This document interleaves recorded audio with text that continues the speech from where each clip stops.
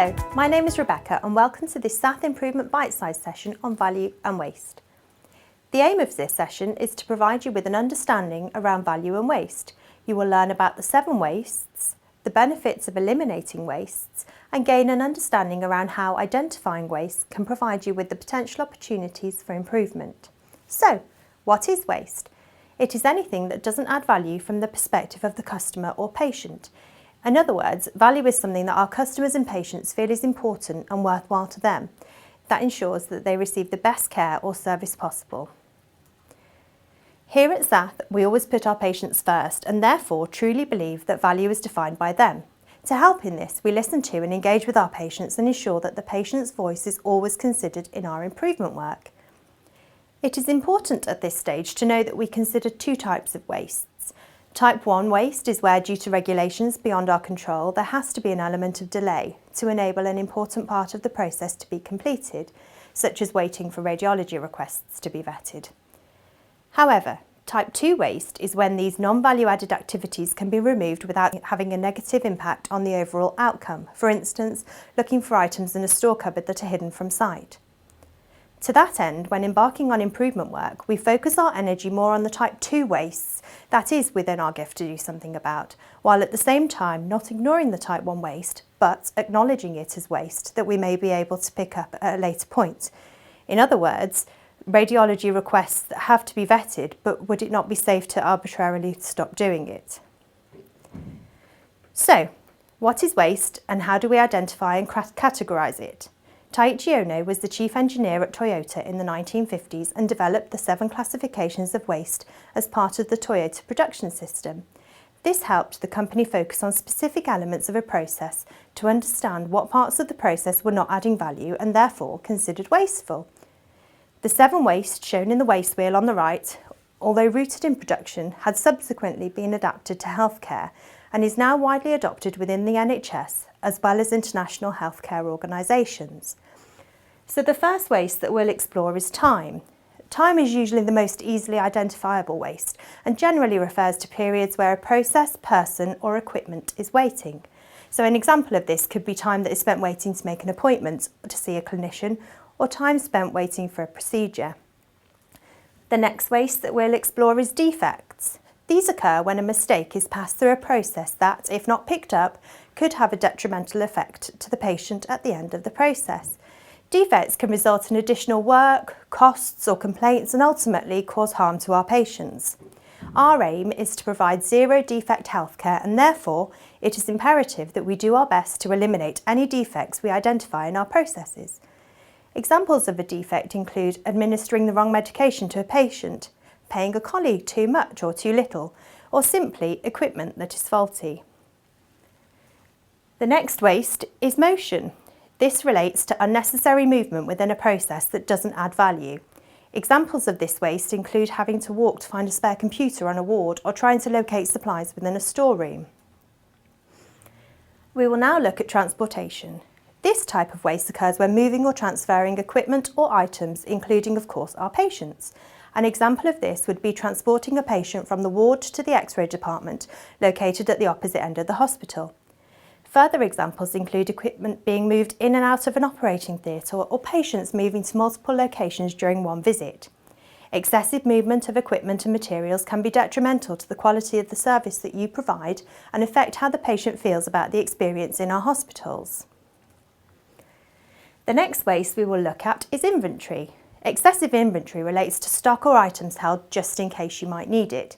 This involves keeping items or having on hand more items than you need. An example of excess inventory could be having large amounts of clinical supplies that you know won't be used before they expire. Another example could be having large quantities of a product that you use infrequently. We will now look at the waste of overproduction. So overproduction refers to producing what is unnecessary when it is no longer required or in too large or too little amounts. Producing more means you exceed demand and therefore these additional products result in wasting time or result in additional costs that may ultimately end up being discarded in the future. Examples of overproduction include providing copies of reports to people who never use them or providing additional tests to patients who don't require them. So now we will look at processing. the last of the 7 wastes. This type of waste usually involves doing work that doesn't add value to the process. These unnecessary processes and steps can cause delay in the completion of a task or operation, or cause delay to the delivery of effective care. Examples of this include delays in care due to waiting for completion of a task before commencing the next steps, or having an approval step in a process which is never declined. This links very closely to the waste of time due to the delays that it can cause when it's not necessarily required. Although not part of Taichi Ohno's 7 wastes, an additional waste that we need to consider is sometimes referred to as the 8th waste. It's the 8th waste of human potential. It's not part of the 7 wastes as it predominantly helps to eliminate the 7 wastes by ensuring that we engage with our colleagues who are best placed to understand the wastes within the process and how to remove them. This supports the philosophy that those that do the work are the best placed to improve the work. Additionally, it's important to remember that you may have a member of your team who has additional skills that you may not be aware of, such as having previously worked in an improvement role or organisations such as Toyota. Maybe they have coaching skills, or maybe they've been involved in large-scale changes. So, following on from the 7 wastes, a separate waste wheel has been created specifically to focus on the waste of information. The first waste relates to information that has to be reworked due to human error, such as typing errors. This is closely linked to the waste of time and defects. The second waste refers to paperwork, such as producing unnecessary documentation or forms.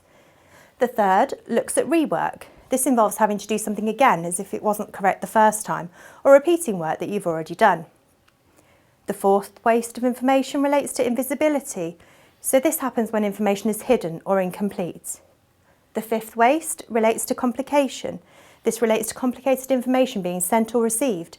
In other words, information is communicated in such a way that the recipient doesn't understand it.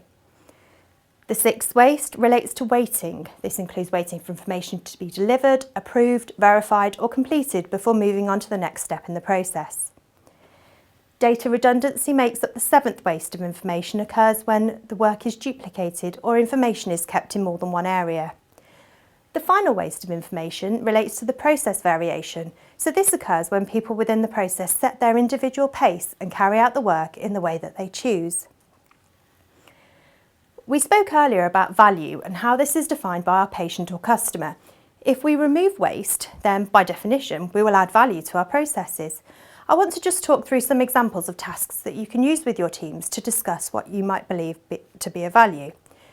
First example is the front desk check-in. So you may decide that this is value added as type 1 waste, where it may waste time from the patient's perspective, but it's required by our own internal processes to ensure that we are aware our patients are here in the right place and they have arrived on time for their procedure or consultation. The second example relates to waiting to be seen by a nurse or doctor. So just the term waiting implies that this is a waste. Again, it would be interesting for you to discuss with your colleagues whether this is a necessary step or not. I would argue that any waiting is non-value and therefore within our gift to put some energy into improving our processes to reduce this to an absolute minimum.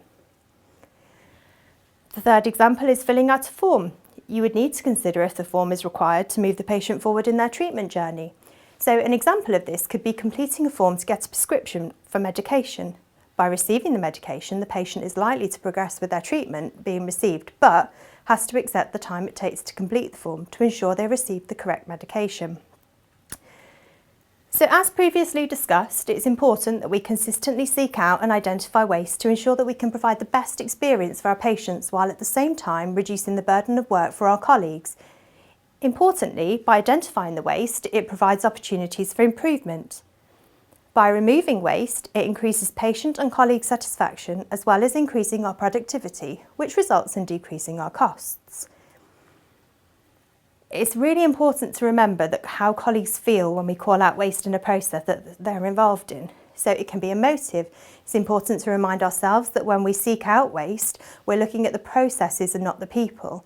You can always bring any waste back to a process. In other words, an individual may not be completing a form correctly, but that might be due to the lack of training, understanding, time or resources, rather than the individual just refusing to do something. Change is not easy though, so it's important that we recognise the behaviours of others as well as ourselves when we go through periods of change. Colleagues may feel undervalued or think that they've done something wrong, so it's important to remind colleagues that the aim of identifying waste is to consider potential opportunities for improvement, and that gives us the reason why. Now that you understand each of the wastes, we'd really encourage you to undertake a waste walk. To help you with this, you can download a waste walk form from our Improvement Hub intranet page in the resources section.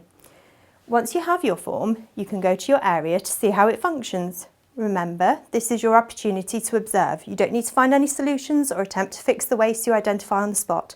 When going to see for yourself, go with the concept of having big eyes, big ears and a small mouth.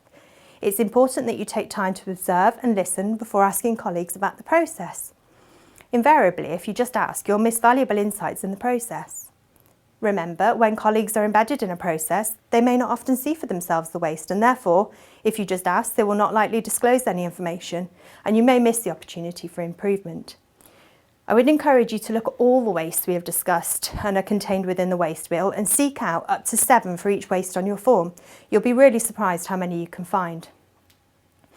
If you would like more information on value and waste and how to apply it in your area, please contact the Improvement Hub via Twitter, email, or come and visit us in the Hub. Thank you for listening.